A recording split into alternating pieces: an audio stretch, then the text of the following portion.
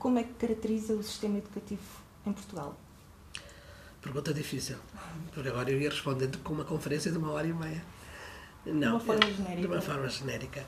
Nós estamos a falar de um projeto, talvez dos mais bem-sucedidos que a democracia prometeu aos portugueses. Ele funciona com grande dignidade. Ele nasce há 40 anos de forma bem frágil, herdeiro de um processo que estava longe de pensar ter todos na escola. Os ganhos, o percurso feito nestes 40 anos da democracia foram notáveis. Agora, há muita coisa que continua a ser precisa fazer. Nós já temos alunos quase todos connosco, até aos 9º ano de escolaridade. O recente alargamento para os 12 anos, que era sobretudo uma medida, enfim, de justiça social, que é prometer que este projeto se alargue durante pelo menos 12 anos. Todos os meninos devem estar numa oportunidade de escola, de formação completa e desafiante até o mais tarde possível nas suas vidas, portanto até aos 18 anos. E nesse sentido eu diria que o sistema educativo cumpre bem a promessa que faz aos portugueses. Ele tem necessidade de ser acarinhado e sobretudo apoiado naquilo que são depois as suas condições de funcionamento. Mas eu diria, nós temos mais umas promessas do Estado de Providência que eu considero bem ganhas ao longo de 40 anos, mas eu acho que se calhar o sistema educativo é daquelas melhor ganhas. Claro que é preciso acarinhar o Sistema Nacional de Saúde que nós temos, que precisa de ser mantido e cuidado de forma preciosa. Se eu pensar na máquina da saúde, na máquina da fiscalidade, na máquina da justiça, eu diria que o sistema educativo é aquele que, disciplinadamente, às 8h30 da manhã, abre portas, quer faltem professores ou funcionários, quer sejam envelhecidos ou cansados, mas abre todos os dias para todos os meninos entrarem. Depois é preciso cuidar da qualidade da oferta que se faz lá dentro.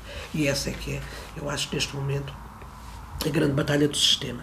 Primeiro foi acolher todos, este processo grande e longo de massificação, e agora é preciso dar para o passo seguinte, para a democratização do sucesso. Não chega. O poeta Carlos Drummond de Andrade diz que não chega a tê-los dentro da escola, né? É preciso tê-los na escola a fazer coisas úteis, importantes para a formação do homem. Eu acho que este é agora o grande desafio do sistema educativo, né? Responder com qualidade à aprendizagem. Sente, no entanto, que junto dos jovens prevalece aquela ideia de que a escola é aborrecida, Sim, é uma claro. seca? Mas ela é. Porque queixam-se de excesso de matéria, de programas inadequados, de muitos verdade. testes, muitos exames.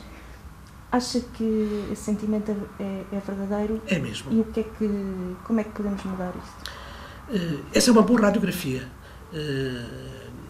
O ano passado foi desenvolvida uma dinâmica por parte da equipa do Ministério da Educação que se chamava A Voz dos Alunos. E eu estive a ler os relatórios.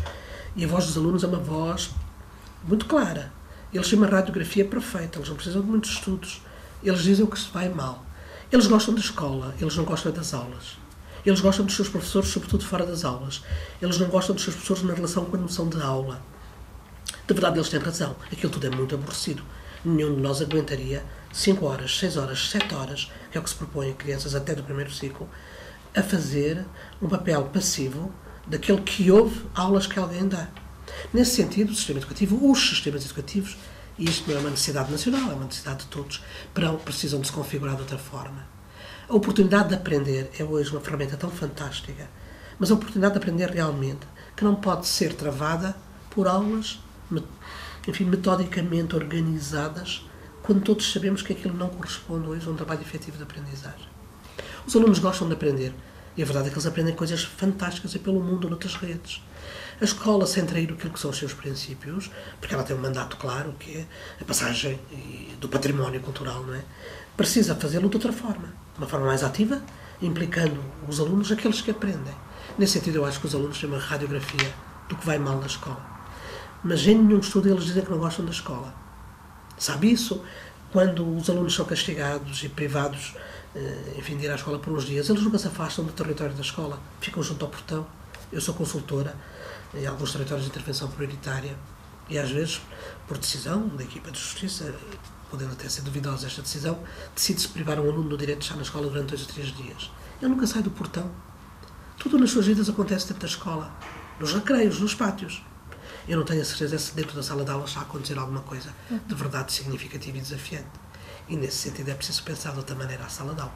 E a relação dos professores com os seus alunos, a relação da escola com a oportunidade de construir aprendizagem.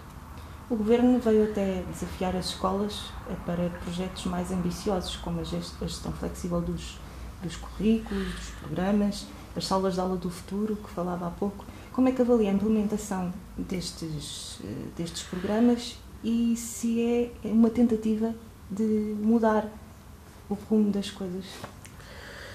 Alguns especialistas dizem que isso serão só medidas paliativas, porque, de verdade, o tempo da escola terminou. Já não há mais sentido para a escola, enquanto oferta de aprendizagem, que as redes, e falam das redes de educação não formal, das redes de educação informais serem tão fortes e poderosas, e que, portanto, que a escola não foi capaz de cumprir a promessa que fez no século XIX, portanto, não conseguiu mudar, mantém o mesmo modelo instrucionista, herdeiro de uma lógica de industrialização, enfim, de formatação em série. E eu pertenço à equipa daqueles que vê na escola, apesar de tudo, uma grande ferramenta de cumprimento da democracia. Ainda é a forma mais simples de, democraticamente, fazer chegar junto dos meninos a filosofia, a literatura, a música, a educação física, a química, a geografia, a história. Eu não dispenso saberes científicos nenhuns. Agora, o que eu não posso confundir é estas aulas monótonas que alguém dá para alguém que não quer ouvir com uma oportunidade de aprender. Ao contrário, muitas vezes esta monotonia, sobretudo esta crença autoritária que basta eu ensinar para alguém aprender, está a afastar os alunos do prazer, da paixão que podiam encontrar em alguns campos científicos. Como a matemática, a física, como eu digo, a literatura, a poesia. Eu não dispenso a filosofia, eu não dispenso nenhuma música, o desporto, eu não dispenso áreas científicas. Agora, se nós pensarmos nesta máquina administrativa que se burocratizou ao longo das décadas de anos, ela de facto está a impedir professores de serem uma oportunidade para os seus alunos aprender e alunos de verem nos seus professores uma oportunidade de aprender. Alunos e professores estão hoje reféns de programas extensos, enciclopedistas, de trabalho burocrático, que o trabalho burocrático invadiu os professores, a vida das escolas, que ficam quase sem tempo para preparar as suas aulas, e é isso onde as pessoas deviam fundamentalmente concentrar, ou de pensar a relação com os seus alunos. Nesse sentido, eu acho que oportunidades como estas, desta equipe educativa, são muito bem-vindas, porque elas vão criar a oportunidade de se pensar de forma flexível. Não se esqueçam que nós estamos a suceder a um ciclo político profundamente conservador, no que diz respeito à política educativa, né? Com a formatação. Não se esqueçam que o ciclo anterior tinha devolvido os exames nacionais, como nós todos sabemos, como marca de maior seletividade à escola. Portanto, o contrário do que é o processo de democratização e alargamento da oportunidade de aprender. Tínhamos visto alargar conteúdo e, sobretudo, carregar a escola de metas de aprendizagens quase irrealizáveis e impossíveis para os seus alunos, afastando daquilo que são hoje os grandes desafios de aprender para o século XXI. O último relatório, o relatório do ano passado da OCDE, lembra isto. Lembra que 60% das crianças que estão hoje, agora, no segundo ano de escolaridade, 60% vão ter empregos, profissões que ainda não conhecemos. Vão ser coisas que nós ainda nem imaginamos que vão existir do ponto de vista da prática profissional. Portanto, uma escola que se organiza para preparar para a profissão e para a vida não tem sentido. Hoje, de verdade, o desafio é formar, e o perfil é um documento que a mim me parece muito, muito interessante, que é hoje um documento orientador do pensamento, da reflexão, do que é o trabalho na escola. O atual perfil dos alunos mostra que nós estamos a falar de um indivíduo capaz de processar conhecimentos, de o ampliar, de lhe acrescentar coisas, sempre assente em valores humanistas, né? Onde as questões da ética não podem, enfim, só podem ser abdicadas em função de uma qualquer expertise ou excelência. Nós estamos a falar de um outro desafio para a escola. É um desafio exigente. Eu penso que algumas são oportunidades mais flexíveis do ponto de vista dos normativos e da organização da escola tardavam. Elas ainda não são completamente flexíveis, mas elas trazem já algumas oportunidades para as escolas pensarem outra forma de ser escola. Sendo que os professores ainda estão muito preocupados, ou seja, trabalham durante anos para preparar os jovens para depois um teste final que depois no dia pode até não dar em nada. Imagino, é kafkiano, chega a ser kafkiano essa lógica. Eu, professor, nesta oportunidade fantástica que é estar na vida de meninos, para alguns meninos os professores são os únicos adultos organizados, assertivos, empoderados de informação e de conhecimento. Como é que ele desperdiça esta relação, esta potencial relação com os seus alunos, para resumir tudo a preparar para os testes? Como se tudo o que acontece fora dos testes não seja relevante. Testes que, por sua vez, dão um somatório Sabendo nós que os testes estão longe de ser instrumentos de medida desafiantes. Estão longe de ter validade, fiabilidade relevante. Testes que depois preparam o aluno para um qualquer exame nacional, medido em algumas horas. Deixando de fora tudo o que é o processo da aprendizagem. Porque os testes são instrumentos de avaliação de desempenho máximo. Não é? É naquela hora, aquele momento, nas circunstâncias em que eu estou, nas condições que tenho, tudo o que eu sei. E tudo o resto que eu sei que naquele momento eu não posso chamar. O processo. Isto não penaliza alunos disciplinados e socializados para esta lógica. O problema é que isto penaliza sobretudo os mesmos. Quem são os mesmos? A lógica dos testes e dos exames penaliza os pobres. Temos de ser muito claros. Penaliza os vulneráveis. Penaliza os simples. E é por isso que algumas pessoas vêm com muito bons olhos dos exames. Lembram-se que há muitos anos foi muito feia uma intervenção na Assembleia da República em que um deputado no país do partido de direita dizia: esses meninos são um obstáculo na escola, tirem-nos da escola, deixem os nossos filhos estudar. Porque se acredita que os nossos, da classe média humana, são os que têm condições para estudar. Portanto, uma máquina dessas, assente em lógicas de seleção absolutamente, né, discriminatória, serve um determinado projeto de vida, um determinado projeto de sociedade. Portanto, é a altura da escola dizer de que lado está. Ou eu estou do lado de todos, sobretudo dos mais frágeis, ou eu estou do lado da máquina de seleção social. Eu acho que agora as escolas vão ser chamadas a dizer de que lado estão. Portanto, temos que ser muito claros. Nós estamos a falar de um sistema profundamente político. Esta ingenuidade que os professores sentem de dizer eu sou neutra. Não há projeto de neutralidade na escola. A forma como eu escolho os autores, a forma como eu trago a disciplina científica, como eu costuro as disciplinas científicas, como eu as oportunizo na vida dos meus alunos, é um projeto político de emancipação dos homens ou de submissão dos homens. Mas a escola não está a conseguir esbater as desigualdades sociais entre Algumas escolas estão a forçar-se. O projeto de muitas escolas é esse mesmo. Há escolas quase anónimas que não vêm nunca nos títulos dos jornais, que todos os dias, com um grande esforço, com grande dignidade, conseguem construir na oportunidade da escola essa possibilidade de esbatimento das desigualdades, tornando os meninos mais fortes, preparando-os melhor, naturalmente não os excluindo logo do que é a oportunidade de aprender, percebendo que este ciclo da exclusão, da pobreza, não é só, mas também por uma boa escola. Não é nivelando por baixo a formação destes meninos que eles combatem a exclusão. Ao contrário, é proporcionando um projeto exigente, um projeto desafiante de escola. Agora, um projeto desafiante e exigente de escola não é um aluno que saiba tudo o que está nos manuais. Um projeto exigente e desafiante de escola é um projeto que põe os alunos a pensar muito bem, a partir do que são as oportunidades das disciplinas científicas. Eu não digo que haja tempo e oportunidade para alguma maestria de conhecimentos e de conteúdos, mas a verdade é que os conhecimentos, os conteúdos e as competências têm que ser ferramentas para pensar melhor. E essa é que é a grande ferramenta de combate às desigualdades e, portanto, é um ciclo que parece que se cola à pele da exclusão. Mas sim, mas só para dizer, há escolas e há professores que, notavelmente, há muitos anos, vêm dando provas de que é possível ser outra forma de estar na escola. Mas como é que nós conseguimos ter uma escola mais virada para o século XXI? Por exemplo, fará sentido esta lógica de disciplinas compartimentadas, em que temos o português, como falou há pouco, a matemática, a geografia, em que se calhar muitas vezes até se repete matéria em uma e outras disciplinas? Ou será que era mais profícuo haver, por exemplo, semanas temáticas, projetos interdisciplinares, como é o caso, por exemplo, o exemplo da Escola da Ponte, que trabalha principalmente os projetos? Será isso mais interessante para os alunos? A sua pergunta tem já a resposta, não é? Incluída. Claro que sim. Nós sabemos como os saberes estão integrados. Não é? Deixaram de estar atomizados, não tem qualquer sentido. Os campos científicos, portanto, não vivem de muros e de barreiras, vivem exatamente desta permeabilidade entre eles e ganham relevância. Eles não perdem relevância. Alguns autores pensavam que, barricando-se no seu quintal, era assim que garantiam, não é, a perenidade, a importância e a relevância dos seus saberes. Não é nada disto. Nós podemos dizer que António Damasio é um neurocirurgião ou é um filósofo?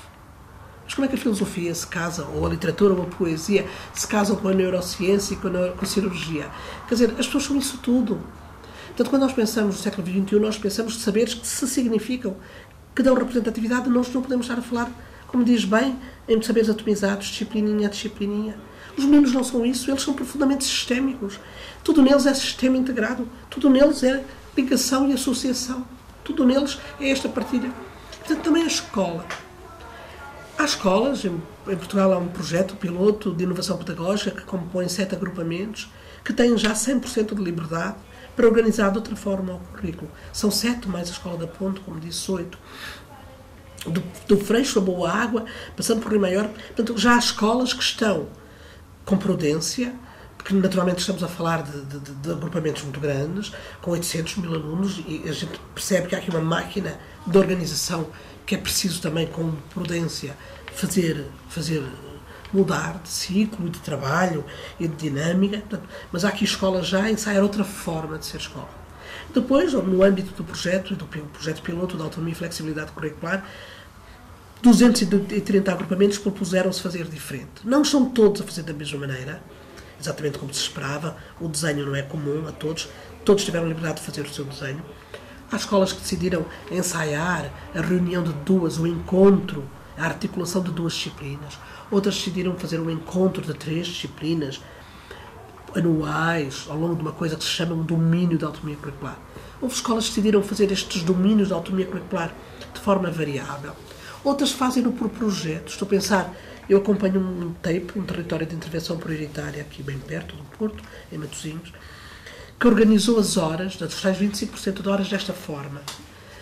Fizeram as contas, em vez de terem uma semana, um dia por semana, onde juntavam 2 ou 3 professores, portanto 2 ou 3 disciplinas, fizeram este somatório, parando 7 semanas ao longo do ano para trabalhar em projeto. Durante 3 semanas a escola rola na lógica organizacional que já conhecíamos e para uma semana inteira para projeto. Depois volta a organizar-se durante 3 semanas, como os meninos dizem, escola normal, sendo que de verdade me parece que normal é a semana de projeto, onde eles fazem desaparecer a noção de turma, se misturam por temáticas, professores saem da sua disciplina e trabalham a partir do projeto. E tem sido uma revelação muito desafiante. Professores a aprender com outros colegas, com outros campos científicos, os professores portugueses a dizer que sabem mais hoje de Geografia e de Ciências, que é em setembro, e os professores de Ciências a dizer que andam a ler mais livros do que liam em setembro, a pretexto do apoio de uma lógica tutorial deste tempo de projeto. É um tempo muito desafiante ter uma escola nos 5º e 7º anos e primeiros anos, que são os anos do piloto da flexibilidade, parada durante uma semana. Precisa ter esta semana muito bem monitorizada para que o trabalho e o tempo e a oportunidade de estar na escola não seja desperdiçado. Tem que ser sempre trabalho de grande relevância, né? Relacional, atitudinal, científica, académica, de tudo. Tem que ser uma experiência artística, tem que ser muito, muito desafiante. Vejam como aos poucos a noção do projeto começa a ser devolvida à escola, mas afastada da lógica, da disciplina e da aulinha, 45 minutos, 90 minutos, 45 minutos, que ninguém já estava a aproveitar.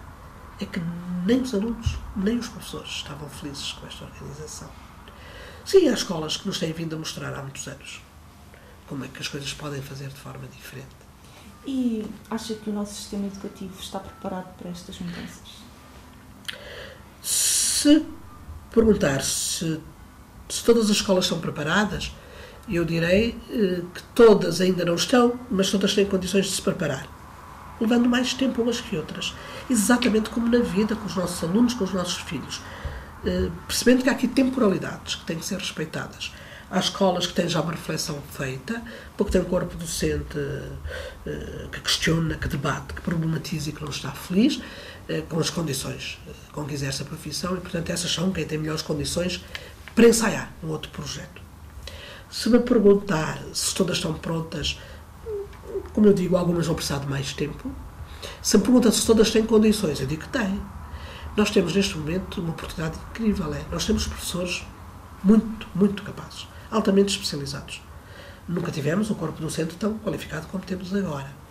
Ele ressente-se de outra coisa, que é de um grande cansaço, porque tem vindo a se estar ocupado em tarefas burocráticas que podiam estar a ser, enfim, canalizadas as suas energias, enfim, a sua atenção, a sua motivação para trabalhos mais desafiantes.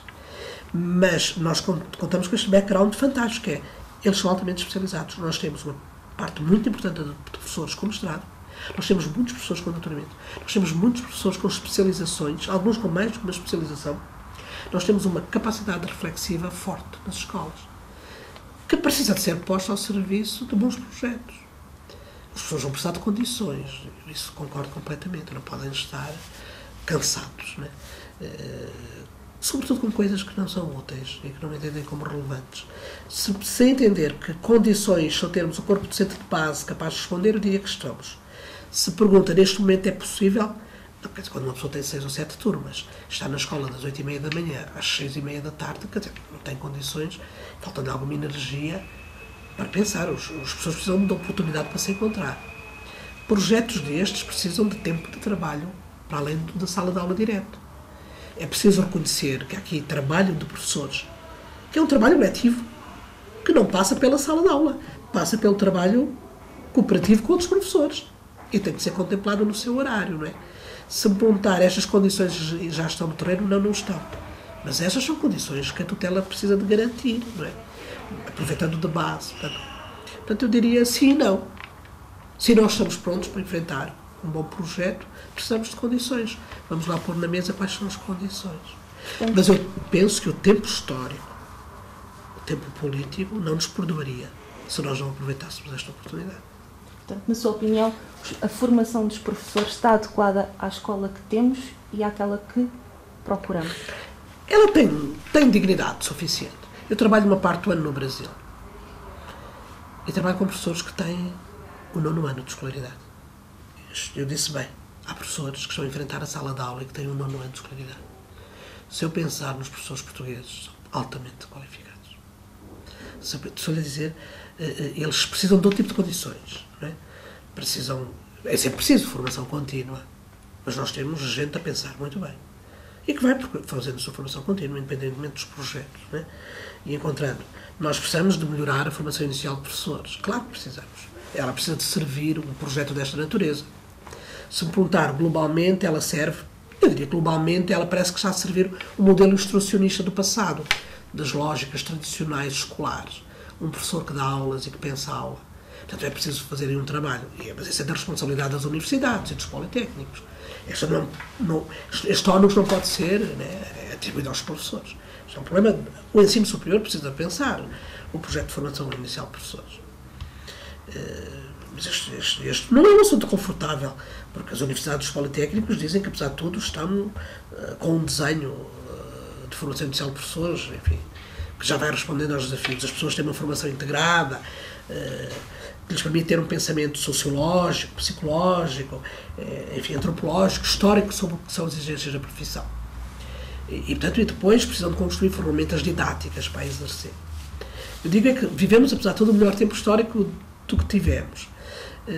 Agora faltam aqui algumas condições do exercício da própria profissão. É verdade que nós estamos a viver um processo, claro, de envelhecimento da profissão, não é? Portanto, as pessoas estão cansadas. É preciso discutir, né, se eu tenho condições de estar em sala de aula até aos 65 anos de idade. Ou se eu posso ser aproveitada, enquanto não se discute a questão da reforma, né, mais cedo, se eu posso ser aproveitado para o tipo de trabalhos.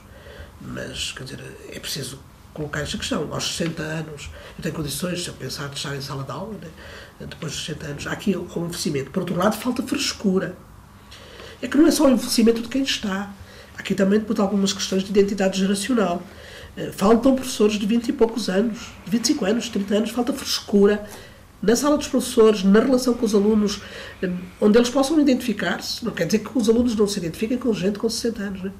Mas é preciso que também haja lá a oportunidade de ele encontrar alguém que se signifique na sua vida que só tenha 25 ou 28 anos. Portanto, falta aqui algum... A mescla, a heterogeneidade é sempre boa conselheira. E nós sentimos que as salas dos professores estão muito envelhecidas. Nesse sentido, elas trazem de boa experiência, mas a experiência pode, se arrastar algum cansaço, precisa aqui de alguma frescura. Se perguntar, quando perguntar assim, temos condições, eu diria do ponto de vista, é assim, nós nunca tivemos tão boas condições como agora, como eu disse, no sentido da capacitação dos professores, da grande qualidade dos professores. Eu trabalho com professores notáveis, grande capacidade reflexiva, com pensamento curricular, com pensamento sociológico, com pensamento... Agora, assim, condições materiais, não. Estão cansados, estão sobreocupados e a gastar horas e energias, às vezes, em coisas que não são as mais relevantes. Como é que vê as escolas daqui a 10 anos? Vejo melhores ainda do que hoje. Em 10 anos mudaram tanto as escolas deste país. Para melhor. Para melhor. Para melhor. Nós temos um esforço de requalificação do parque. Portanto, a esse nível, as que ainda falta mexer estarão prontas e mexidas. É que sempre com tanto orgulho que eu subo as escadas de algumas escolas que foram requalificadas e não olho para elas e vejo a megalomania dos milhões gastos. Eu olho para elas e vejo a qualidade da nossa arquitetura bem representada para oferecer todos os dias boas condições aos alunos que lá entram. Portanto, está a ver? Portanto, não alinho nada na lógica maldicente que diz que temos escolas de primeiro mundo, somos segundo mundo. Não. Nenhuma escola é de menos para acolher durante tantas horas as nossas crianças, os nossos jovens. Portanto, do ponto de vista físico, elas são melhor. Não são todas prontas. Há aqui um grande esforço autárquico de reformulação da rede, de melhor qualificação, claramente do edificado. Estamos a falar do edificado. Hoje as bibliotecas são todas mais simpáticas. Hoje as cantinas são confortáveis. Há 10 anos atrás nós ainda tínhamos coisas destas. Claro que eu tenho consciência que ainda há algumas zonas, naturalmente há também aqui desigualdades entre o interior e o litoral, a questão da afetação dos fundos comunitários, etc, não foi igual para todos. Isto do ponto de vista do edificado, eu imagino que daqui a 10 anos nós teremos uma rede, infelizmente estamos a perder alunos, e portanto também significa que a rede que falta finalizar com obras estará pronta. Do ponto de vista do pensamento pedagógico, eu acredito que daqui a 10 anos nós temos um pensamento pedagógico ainda mais estruturado em torno do que são os grandes princípios pedagógicos que tem a escola para o século XXI. Eu espero ver mais alunos nas equipas de gestão das escolas. Eu pertenço ao movimento da escola moderna, ao movimento da escola, e o movimento da escola moderna reclama-se, por um lado, por ser um movimento de formação autocooperada, de autoformação cooperada de professores, que entende que a sala de aula é esta comunidade que pensa junto, alunos e professores.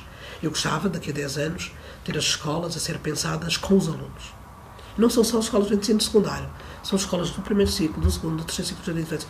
Ter os alunos a participar naquilo que lhes diz respeito, na gestão e na organização, naturalmente sempre com o apoio e interlocução qualificada dos seus professores, mas ajudar a pensar a escola, uma escola que é deles. Portanto, eu acredito que daqui a 10 anos nós estaremos em condições de ter uma conversa como estas, um pouquinho mais felizes. Também modelos educativos mais diversificados. É que hoje é impossível fechar esta permuta. Nós somos contagiados por outros países, nós somos contagiados pela informação que rola. As redes sociais são fantásticas. Nós hoje sabemos o que é que Cristelo está a fazer. Nós hoje sabemos que lá no Freixo, no Alto Minho, se estão a dar as aulas de forma invertida. Primeiro entram os exercícios, só depois é que aparece a aula. Nós sabemos que junto de Évora há professoras de secundário que utilizam para as aulas de ciências e de física os telemóveis e os caucos, os socrativos, outros programas que tornaram as salas mais vivas, mais desafiantes. Nós sabemos que em Boa Água deixou de haver notas e classificação, que estava a aprender a aprendizagem ao longo dos trimestres, que há só no fim do ano. Há avaliação permanente, contínua, formativa, reguladora, mas não há avaliação sumativa. Portanto, essa acontece no final do ano. Há escolas que estão a desafiar o trimestre e a organizar-se por semestre, com outra temporalidade. Há escolas que têm os pais a ajudar a gerir. Nós não somos indiferentes a estas permutas. Rio Maior partiu algumas paredes e tem salas do conhecimento, onde os alunos, uns estão em palestra, outros em trabalho de grupo. Tem uma espécie de rotação entre as atividades de enriquecimento curricular que os alunos escolhem com liberdade e responsabilidade num projeto de várias estações que permite que todos possam ser mais felizes. Pensam a matemática de outra maneira, pensam o português de outra maneira. Se eu pensar nestas redes, elas estão-nos a influenciar. Há dias Vilela veio contar aqui à minha faculdade que decidiram passar os alunos todos os meses que tinham 6 negativas. Porque tem um projeto que se chama Retenção Zero na escola deles. Mesmo com 6 ou 7 negativas, os alunos transitam. Não tem sentido ficarem reprovados. Não transitam com o que sabem. O que levam é as horas, em vez de ser para apoios, são para professores tutores que os acompanham nesta passagem.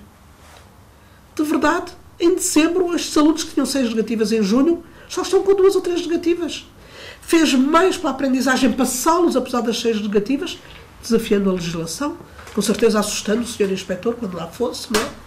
Mas fez mais pela qualidade das aprendizagens canalizar as horas para professores tutores do que para uma turma de repetentes. Nelas estive aqui há dias para falar como é que trabalham com os projetos integrados. Nós hoje, com as redes, não somos indiferentes a esta troca de informação e à influência uns dos outros. Portanto, eu acredito que os projetos de uns vão ajudar a fazer os nossos próprios. Não é replicar nem copiar, é influenciar o desenho dos nossos próprios. Não é? Portanto, eu espero que só possa ser uma escola mais desafiante, porque daqui a 10 anos o meu neto estará, imagina, no segundo ciclo de escolaridade. Eu espero que seja um segundo ciclo sem horas, sem disciplinas, sem campanhas a tocar e sem testes a determinar aquilo que é relevante ele aprender. Eu espero que seja a vida. O objetivo é ir cada vez mais ao encontro das necessidades dos alunos. Quais são verdadeiramente as vantagens desses aspectos que acabou de enumerar, que quer ver que o seu neto? Eu vou dizer, eu gostaria de pensar numa escola que vai de encontro aos seus interesses, mas também às suas necessidades. E às vezes as necessidades dos alunos são contra os seus imediatos interesses. É neste equilíbrio, parecendo generoso um projeto que acredita na autossuficiência das crianças, eu não acredito. Eu andava em engenharia mecânica quando tinha 18 anos de idade e vivi neste país numa oportunidade incrível do ponto de vista histórico. Abandono a engenharia mecânica e fui tirar o curso de magistério primário, porque percebi que por via da educação seria mais útil esta noção de serviço à democracia, ao país, enfim, a estas gerações, este comprometimento que sentia. Nessa altura, com 18 anos, eu li com avidez todos os projetos pedagógicos, muito alternativos, muito desafiantes, que acreditavam que central era a criança, a sua atividade, os seus desejos. Uma lógica bem pedocêntrica, muito contagiada por pedagogos, no movimento da educação nova, etc., que fala. A dada altura, a vida, e isto foi muito desafiante. Eu costumo dizer, né, nesta altura, era disco central o álbum The Wall, dos Pink Floyd, e, portanto, eu toquei muitas vezes na guitarra Eight Teachers Leave the Kids Alone. Summerhill, experiências como Summerhill, em Inglaterra, onde os alunos determinam e escolhem o que querem aprender, inspiraram-me fortemente. Hoje Summerhill continua a existir. Eu continuo a achar que o álbum dos Pink Floyd é fantástico, não é? Mas eu hoje não cantaria Eight Teachers Leave the Kids Alone. Eu acho que os professores não podem deixar os alunos em paz. Têm que, para além dos seus interesses, cutucar outras necessidades, fazê-los despertar e encontrar possibilidades que os seus interesses à partida pareciam nem adivinhar. Fazê-los descobrir outras magias que o conhecimento, esta oportunidade incrível que a estudar no século XXI lhes pode trazer. Portanto, é assim, de acordo com os seus interesses, mas sobretudo de acordo com as suas possibilidades, mas também com as suas necessidades. Construir aqui uma oferta que eu, com a responsabilidade que tenho como educadora, não é, seja capaz de desenhar com eles, a pensar neles, mas com responsabilidade. E às vezes a responsabilidade faz que a gente vá mais longe com os seus interesses. Senão a gente pode ficar refém dos seus interesses. Eu não posso ficar de refém de um menino que ama profundamente o desporto, sem oportunizar junto dele, a partir do desporto e da sua área de paixão, outras ferramentas culturais, outras ferramentas de pensamento, outras ferramentas de reflexão. Portanto, é sempre um discurso um pouquinho perigoso, como se as crianças fossem autossuficientes. Eu não acredito na autossuficiência das crianças. Eu acho que é com elas, evidentemente, né? Mas era na responsabilidade de um adulto que as acompanha, que eu terei que... Há aqui uma dimensão do trabalho que não pode ser partilhado com eles. Seria uma carga muito grande dizer a um aluno, afinal, o que é que tu queres aprender? Qual é que é a sua opinião relativamente à escola a tempo inteiro? As aulas extra são ou não são importantes? Eu sou contra, evidentemente. Se me fala, é a favor de uma escola a tempo inteiro na vida? Não, Deus me livre, sou absolutamente contra. Eu dizia há dias, já não me lembro onde, numa conferência, que até estou com medo. Eu quero muito ir embora rapidamente para fazer outras coisas que quero fazer na vida e, portanto, cada mês que se aumenta na idade para a reforma, eu fico muito entristecida, porque eu queria ir fazer outras coisas. Mas eu até fico com medo que este fazer outras coisas tenha que ser passado para continuar na escola. Esta noção de que a gente está na vida desde que nasce, na escola, desde que nasce até que morre, Deus me livre, assusta-me. Não, posso fazer outras coisas fora da escola. Eu quero estudar pintura, eu quero estudar história da arte, eu quero estudar história da mentalidade. E o pessoal todo pergunta, vais para a Universidade de Sénior? Sei lá se vou para a Universidade de Sénior. Porque é que não é de ir só para uma oficina qualquer, para fazer umas horas de trabalho voluntário no museu e aprender de outra maneira. Vejam como a gente escolariza a nossa vida. Não, o projeto Escola Tempo Inteiro é um projeto terrível, se isso significar a escolarização da nossa vida. Se isso significar a escolarização da infância, então a gente tem que acabar com a escola, claramente. Né? Que é diferente do alargamento do horário, da abertura e da componente socioeducativa da escola. Portanto, eu sou contra o projeto Escola Tempo Inteiro, mas sou absolutamente a favor deste alargamento da componente socioeducativa. É um projeto de grande justiça social. Pois isto é sempre complicado falar disto, né? Então, o projeto da ministra Maria de Lourdes Rodrigues, o alargamento da Escola Tempo Inteiro, é tudo para jogar fora. Não, do ponto de vista da justiça social, ele é fantástico. Ele abre a escola mais cedo e oportuniza na escola o contato com a música, com a dança, com outras disciplinas culturais que normalmente só a classe média tinha acesso.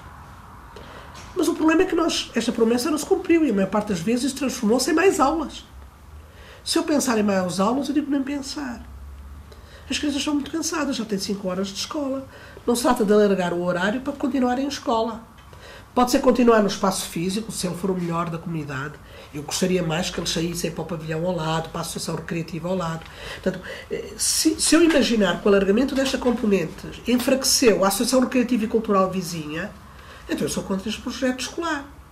Então nós precisamos de manter e acarinhar o nosso movimento associativo em Portugal. Se a escola a tempo inteiro matou a equipa de hóquei, o amador, a banda filarmónica de Aveiro, não sei quantos as equipas de futebol amador lá de Matosinhos. Quer dizer, eu não percebo, eu também estou a enfraquecer o movimento associativo e esse é o que vai permanecer na vida deles. Portanto, eu acharia que esta componente pode ser feita sempre em parceria com esses parceiros todos, em parceria com esses agentes de formação. Sobretudo para garantir ludicidade, lazer, essas horas para além da escola. Se me diz alargar a escola, vamos pensar no primeiro ciclo, porque o projeto de Escola Tempo Inteiro, de facto, nasce no primeiro ciclo. Não tenho nem pensar. Eu tenho muitos alunos que fizeram aqui tese de mestrado e doutoramento sobre indisciplina na escola. Onde é que se acentuam os problemas de indisciplina? Nas sessões daquilo das ditas AECs, nas atividades de enriquecimento curricular. A acusar um grande cansaço às crianças, já ninguém aguenta mais aulas. E, por outro lado, também muitas vezes em alguns municípios, o trabalho de formação e de orientação e de organização destas atividades não foi suficientemente claro para dizer não é mais escola, é outro tipo de oportunidade cultural, a partir do inglês, da música, do teatro, do que enfim, a autarquia escolher fazer. Mas não pode ser para mais escola. E, de verdade, alguns destes monitores, destes orientadores, transformavam estas horas por segurança ou por insegurança em mais escola. E as coisas correram mal, como sabe, não é? Eu ficaria horrorizado de ter, a 7 anos de idade, de estar 7 horas em oferta escolar. Não, é preciso pensar. Agora, a porta aberta ela é fundamental para as famílias todas que trabalham. Para as famílias todas, isto como eu digo, a oferta da dança, da música, do teatro, dos projetos, dos ciências vivas a todos, é uma medida de justiça social. Desde que isso não se tenha tornado numa prisão para as crianças.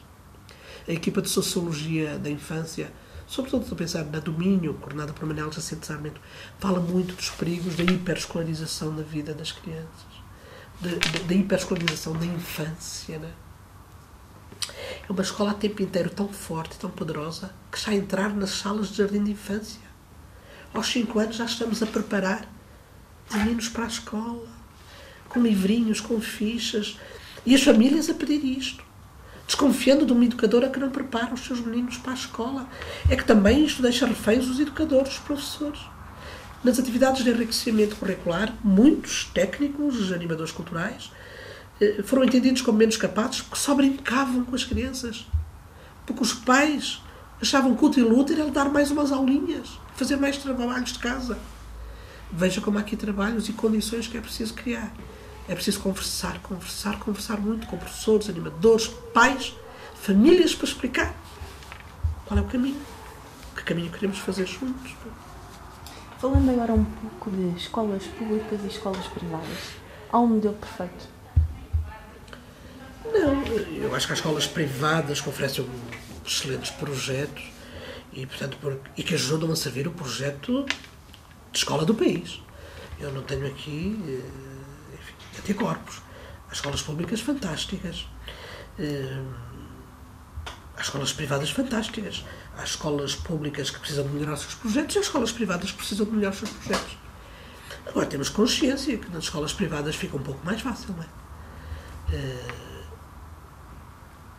O facto de poderem escolher os seus alunos, às vezes, por questões financeiras, não é? Há aqui logo uma primeira triagem, não é? A escola pública tem todos os alunos. Os que podem e os que não podem pagar. Os que querem e os que não querem estudar. Os alunos portadores de deficiência, os alunos que vêm de outros países, que têm outras línguas, os alunos que vêm de outros países, têm outras religiões, outros códigos de conduta. Esses estão todos connosco. Portanto, o projeto de escola privada fica mais facilitado. Embora sempre deixam claro que também não fazem esta triagem, nós sabemos que há aqui uma evidente, logo, triagem pelas questões da possibilidade financeira. Eu acho que todos servem o projeto de educação deste país e, portanto, ambas as redes são muito importantes. Em qualquer município, as duas redes são importantes que trabalhem juntos, com projetos diferentes. Eu trabalho, sobretudo, sobre a rede pública, porque é que tem todos. É que, evidentemente, vê o seu trabalho ampliado e dificultado, evidentemente. E existe equidade dentro de cada um destes subsistemas a nível de atribuição de classificações aos alunos ou, na sua opinião, há algum desalinhamento na atribuição dessas classificações? Eu vou-lhe fazer chegar um estudo realizado por 2 investigadores aqui da faculdade que fizeram um estudo sobre a diferença das classificações entre escolas públicas e privadas. Foi um estudo que foi capa de jornais. A propósito, são sempre estudos feitos a partir das notas que saíram, e isso não significa a qualidade das aprendizagens. As notas dos exames não significam a qualidade das aprendizagens, como nós sabemos. Apesar de tudo, esse estudo, organizado pelo Gilmate e pelo Tiago Neves, mostra que uma décima que seja numa classificação do exame pode depois significar dezenas de lugares na classificação, na lista ordenada para a entrada para a universidade. E, portanto, sim, uma décima que seja pode determinar eu entrar na faculdade que quero ou não, no curso que quero ou não. E, portanto, eles falam mais do que falar da injustiça da classificação entre o público e o privado, é da inadequação desse sistema de seleção dos alunos para o procedimento de estudos. Mais do que dizer que o privado inflaciona, e nós percebemos que nem sequer é verdade, há privado que inflaciona, mas também há público que inflaciona. Portanto, nós o que percebemos é que há aqui desvios tão grandes que, de verdade, seria muito mais transparente e muito mais útil criar outro mecanismo de acesso ao ensino superior que libertasse o secundário para se concentrar no secundário enquanto projeto próprio, enquanto um tempo de formação que para muitas crianças, muitos jovens, será o último tempo de formação organizado, né, sistematizado, numa lógica escolar. Mais do que isso. Depois a equipa de avaliação externa, as equipas de avaliação externa vão tentando minorar estas decalagens entre avaliação interna e externa. Aqui há uns anos nós lembrávamos que havia aí algumas divergências escandalosas que IGE com pertinência, né, foi tentando corrigir. Mas, como eu digo, não é tanto entre o público e o privado, é entre escolas, vamos ser claros. Agora, é evidente que a gente consegue perceber que a nota interna das classificações dos alunos numa escola privada, que tem aqui uma espécie quase de seleção natural dos alunos, né, que questões financeiras podem suportar explicações e trabalho supletivo, portanto, eles mandam mais preparadas para exame, portanto é mais fácil ter notas maiores dos exames. Mas se eu posso pagar a peso de ouro explicações, a geometria descritiva, nós conseguimos perceber que é mais fácil a um público que pode pagar a escola privada e, portanto, estas explicações e, portanto, ocupar os lugares cimeiros, estou pensando na arquitetura ou de design, né? Não é tanto... é um assunto difícil. O contexto económico também influencia muito. É o que o contexto económico representa, que é a possibilidade de estar num bom colégio, mas poder estar numa boa escola pública. Sobretudo, eu também poder estar numa boa escola pública e poder pagar explicações extra, poder viajar, poder ter acesso a materiais, a materiais de resumos, resenhas, a ter coisas pagas na net que me permitem preparar. É toda depois esta máquina. Eu, mais do que o público privado, eu diria, é a capacidade financeira de algumas famílias em comparação com outras, é evidentemente desigual e injusta. E, portanto, fazer depender daqueles exames a entrada na universidade com uma porcentagem tão significativa que é o peso destes exames, é que me parece injusto. E isto sim, é injusto porque não garante equidade. Não é tanto entre a escola privada e a escola pública, é entre quem tem poder económico, as famílias que têm poder económico e as outras. E as notas poderão ser um espelho das desigualdades sociais? As notas são quase sempre um espelho. Todos os estudos mostram quem são os alunos do insucesso escolar em Portugal e do abandono. Eles são radiografados. Portanto, nós temos esse estudo feito desde várias equipas ministeriais, onde é fácil consultar e perceber. São sempre os mais vulneráveis. Os imigrantes, claramente. E não são todos os imigrantes, são os imigrantes do Sul, porque os imigrantes do Leste são excelentes alunos. Eles são filhos de famílias altamente escolarizadas. As crianças, não sei como é na cintura de Lisboa, vocês têm com certeza imigrantes, alunos, filhos de imigrantes de leste nas vossas escolas no município. Estou a pensar nas escolas do Porto, são meninos que estão nos quadros de honra. Eles são imigrantes, mas são imigrantes filhos de pais altamente escolarizados. Não é? Portanto, não são os imigrantes do Sul, dos palopes, dos países pobres. Não é? São evidentemente dos grupos minoritários, dos ciganos. Quer dizer, nós temos uma radiografia clara de quem são os alunos do abandono, quem são os alunos do insucesso escolar. E eles situam-se, de facto, na vulnerabilidade das moças de pobreza, que carregam sobre si uma espécie de desânimo aprendido, que é, já tenho tudo para dar errado. E é como se a escola, em vez de combater esta desigualdade, acentuasse esta desigualdade, ao pedir igual a todos. Não pode pedir igual a todos. E não pode dar igual a todos. Aqui, dar a igualdade aqui, de facto, choca com a noção de justiça social. Eu preciso dar desigual.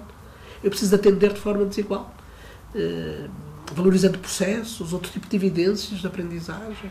Portanto, por isso, nesse sentido, é que não tem sentido este projeto escolar que trata todos como igual. Em nome da justiça social. Mas não é verdade. Encapotadamente. Pegando naquela questão do acesso ao ensino superior, a OCDE veio recomendar a Portugal que deixasse cair o sistema de avaliação de exames nacionais. Faz sentido? Faz. Entendo que sim. Não é porque a OCDE diz, é porque há muitos anos que muitos autores em Portugal já falavam dessa necessidade, porque os pais têm essa noção clara, porque outros estudos faz sentido. A OCDE vem na linha de uma recomendação que é geral. Como sabem, a maior parte dos países da Europa são as universidades que têm os seus próprios mecanismos de escolha de alunos. Em Portugal, este não vai ser um assunto fácil, eu imagino, vão ser precisos muitos anos para este assunto ser discutido com alguma tranquilidade entre o Ministro da Educação e o Ministro do Ensino Superior. Há aqui uma relação, enfim, de alguma hierarquia, se vocês se quiserem, entre o ensino superior e o ensino secundário. E eu percebo que pode parecer muito cómodo que seja o ensino secundário a aproveitar. Agora, isto está a matar o próprio ensino secundário. Por um lado, podem impedir, a meu entender, podem impedir alunos muito interessantes e desafiantes de chegar à universidade. Portanto, eu não entendo que isto impede bons alunos de chegar à faculdade, que isto mata a faculdade. Portanto, eu acho que o ensino superior não é prejudicado porque é isto. Não.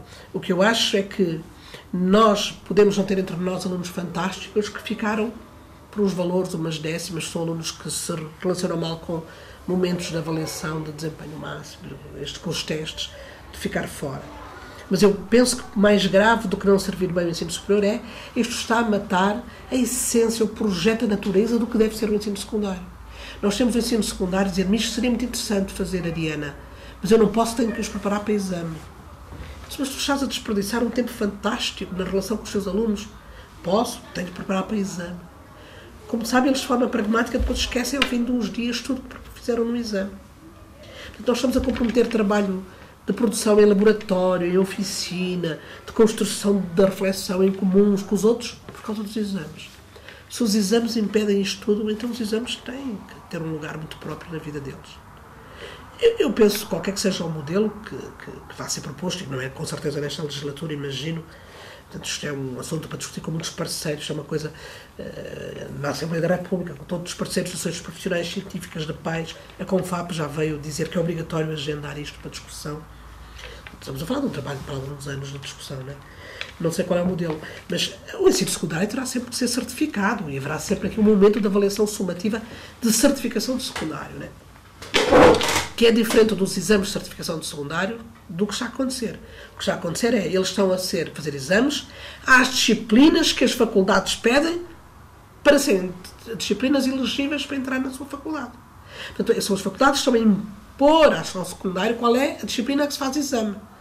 E se na minha faculdade, para Psicologia, é Português e Biologia, noutra faculdade pode ser outra coisa. Pode ser Português e Filosofia, ou pode ser Português e Psicologia. E as escolas estão a preparar os seus alunos para os exames. Percebe que isto tornou-se um absurdo. Se a faculdade quer aferir a capacidade dos seus alunos de pensar em Biologia, a faculdade faz testes e exames a Biologia. Não é o ensino secundário que vai comprometer o trabalho de Biologia para prepará-los para os exames, porque vão entrar na Faculdade de Medicina, ou na de Arquitetura, ou a Engenharia Aeroespacial. Né? Por outro lado, também as faculdades sabem isto. Né? Eu integro o Conselho Geral de uma escola superior, de uma escola artística, muito desafiante, que no Porto, que é a Escola Artística Soares dos Reis, é equivalente a António Arroio de Lisboa. Os nossos alunos da Soares dos Reis são alunos maravilhosos. E não entram na Faculdade de Arquiteturas e Belas Artes do Porto, às vezes por umas décimas. Porque o curso das escolas artísticas, da António Arroio e da Soares Reis, é um curso de dupla certificação. Portanto, é um curso muito exigente. Eles trabalham muitas horas. Eles têm aulas todos os dias da semana, menos um bocadinho de uma tarde. Trabalham muito, muito, muito, muito. E, portanto, passo a PAP, né? Passo a prova de aptidão profissional, para a natureza das suas disciplinas artísticas. E, portanto, acabam por, às vezes não sobra tempo para preparar o tal Exame Nacional de Geometria Descritiva. Notáveis alunos que, quando têm capacidade financeira, vão estudar e entram diretamente, sem exame, em Londres ou na Holanda, não entram na Faculdade de Belas Artes ou de Arquitetura do Porto, porque não puderam pagar explicações, alguns. Nós temos, em Belas Artes, alunos maravilhosos. No que diz respeito à capacidade de estudar, com um aluno de 19 é evidentemente um aluno com grandes qualidades, eu não discuto que não é, com grandes capacidades de estudo, de entrega, etc, etc. Mas que às vezes não tem um pensamento singular e original. Ele deu provas maravilhosas de capacidade de estudo e de entrega e também são originais e singulares, mas há outros que, em nome do estudo e do treino, não são capazes de ser originais. E em conversa falamos disto. As faculdades hoje dizem que não têm alunos. Têm alunos muito aplicados, muito bons estudantes, que não significa que vão ser bons arquitetos. Vamos falar da medicina. A nossa faculdade, aqui há uns anos atrás, fez a avaliação, a pedido da equipa de direção da Faculdade de Medicina, um estudo sobre as questões do insucesso em medicina. Né? Onde é que os alunos de medicina reprovam? Em que ano reprovam? Porquê que reprovam? No caso desta faculdade, que nós avaliamos, os alunos abandonavam a medicina, e é um curso tão exigente, tão caro, tão exigente, caro para as famílias, para os alunos, para o Estado, para tudo, no 5º ano. Quando os alunos saíam dos livros e das doenças dos livros, entravam nas enfermarias e se confrontavam com os doentes. Um notável estudante de medicina e da ação médica pode não ser um grande médico. Porque o médico precisa de outras ferramentas, outras questões de relação, do olhar, da relação, da capacidade de escuta, da capacidade de entrega. Que não é a mesma coisa que a capacidade de estudar sozinho em gabinete. Portanto, eu não sei qual será o modelo, não faço a mais pequena ideia, não é uma área que eu trabalho. Como está, não pode ser, porque estamos a deixar de fora, se calhar, potenciais excelentes médicos.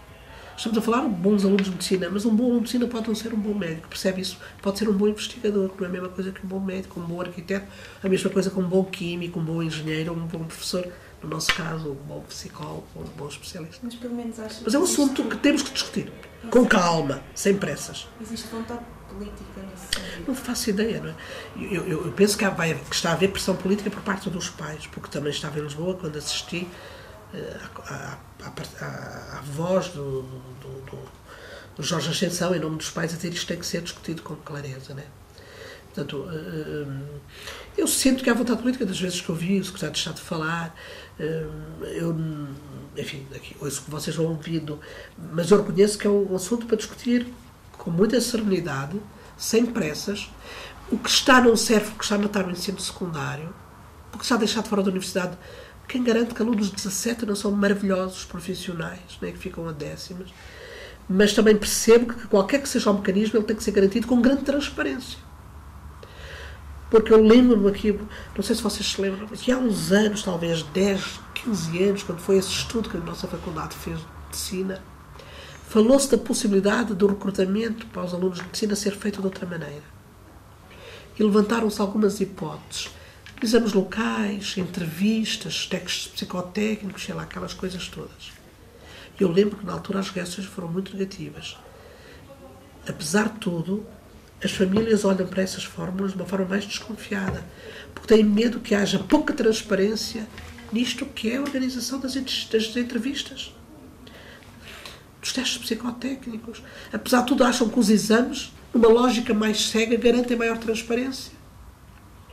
Mas isto também prova alguma imaturidade nossa no que é confiança de uma postura ética, né, dos outros. Portanto, vai ter que ser um assunto discutido com prudência para garantir transparência. Qualquer que seja o mecanismo, tem que ser transparente. Garantir que garanta maior igualdade de oportunidades. O que está não garante. Entre a medicina e a arquitetura, quem pode pagar as explicações? Vamos ser muito claros. O pessoal diz, apesar de tudo, é mais transparente do que outros. Caramba, mas isto é transparente? Não lhe vou dizer, porque sabe que é verdade, que há alunos que mudam de escolas, entre públicas e privadas, para depois preparar médias. Isto, vamos ser claros, não é igualdade. Mas a Universidade Portuguesa está cheia de maravilhosos alunos. O problema são os outros que podiam ser fantásticos e que estão fora. Para concluir, é possível assegurar o sucesso escolar dos alunos ao longo dos 12 anos de escolaridade e fazer com que eles atinjam o perfil que é preciso à saída da escolaridade obrigatória? Acho que sim. Bom, senão a gente fecha uma porta, vai embora e diz que não dá conta do recado. Tem que ser, tem que ser. E imagino que vai ter aqui alguns desníveis, conforme algumas idades, algumas áreas de interesse deles. Eu acho que isto não vai ser feito numa curva ascendente linear, porque a vida das pessoas não é linear. E, portanto, das crianças e dos jovens também não é linear. Eu acho que quando se encontrarem com algumas disciplinas que gostem mais, esta expressão de sucesso vai aumentar. Quando se encontrarem com professores de oportunidades organizacionais mais desafiantes, o sucesso vai explodir. Quando encontrarem algumas oportunidades menos desafiantes, ou que lhes interessem menos, este sucesso vai, com certeza, estabilizar-se. Mas eu acredito que tem que ser sempre em sucesso. Senão a gente tem que fechar a porta, tem que dizer que não dá conta disto. Agora é preciso pensar de outra maneira a sala. A escola, longe desta noção de turminha, de classe. Há bocado deu o exemplo da Escola da Ponte. Portanto, também há aqui uma noção de escala que é preciso ter. A Escola da Ponte é uma escola com cerca de 200 alunos, né, de pré-escolar ao 9º ano. Né. Uma escola que tem 200 alunos é diferente de uma escola que tem aqui 1500 alunos. Portanto, a escala aqui também favorece, melhor ou não, algumas organizações. Mas não impede que uma escola de 1500 alunos possa ser organizada por unidades orgânicas dentro delas também semi-independentes. Né?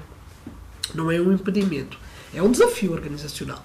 Mas esta noção de que entra às 9, sai às 10, numa lógica terrorista, né?